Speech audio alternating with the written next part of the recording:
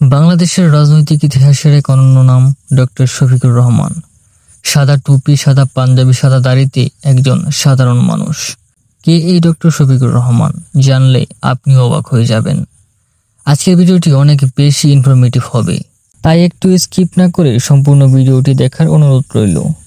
আর আপনি যদি আমার চ্যানেলে নতুন হয়ে থাকেন তাহলে অবশ্যই চ্যানেলটিকে সাবস্ক্রাইব করে রাখুন, যাতে পরবর্তীতে কোনো গুরুত্বপূর্ণ তথ্য মিস না হয়ে যায়। বাংলাদেশের রাজনীতিতে বিতর্ক, গ্রেপ্তার, আদালত সবকিছুর ভেতর দিয়ে যিনি সংগঠনকে নেতৃত্ব দিচ্ছেন তিনি ডক্টর শফিকুর রহমান, বাংলাদেশের জামায়াতে ইসলামের আমির। তার শৈশব, শিক্ষা, রাজনৈতিক পথ চলা, গ্রেপ্তারের ঘটনা, সাম্প্রতিক অবস্থান সবকিছুই আজকের ভিডিওর মাধ্যমে তুলে ধরব। শফিকুর রহমান জন্ম 1958 সালের 31 অক্টোবর মৌলভীবাজার জেলায় কুলাউড়া উপজেলায় ভাটেরা ইউনিয়নে সম্ভ্রান্ত মুসলিম পরিবারে। তার পিতার নাম মরহুম মোহাম্মদ আবু রুমিয়া। এর মধ্যে 3 ভাই এবং 1 বোন ছিলেন। শফিকুর রহমান ছিলেন তৃতীয় সন্তান। রহমান 1974 সালে বরমচর উচ্চ বিদ্যালয় থেকে এসএসসি এবং 1976 সালে সিলেট এমসি কলেজ থেকে এইচএসসি পাশ করেন।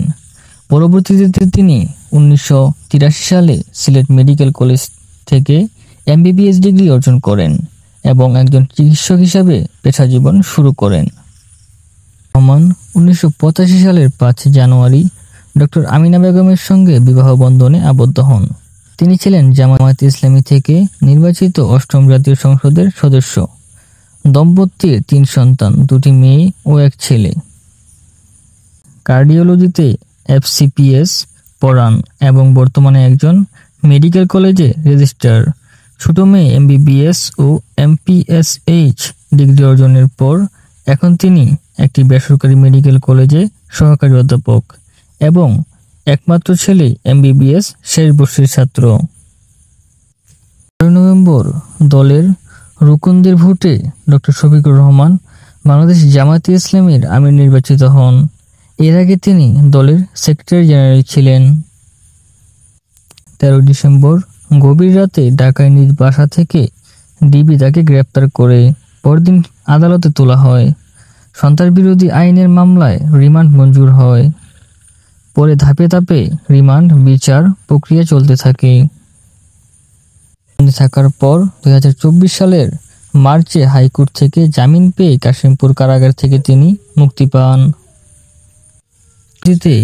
সমর্থক সমালোচনার 2 মেরুতে দাঁড়িয়ে গ্রেপ্তার, মামলা থেকে শুরু করে 2025-এর স্বাস্থ্য আপডেট সবকিছুই সংবাদে এসেছে।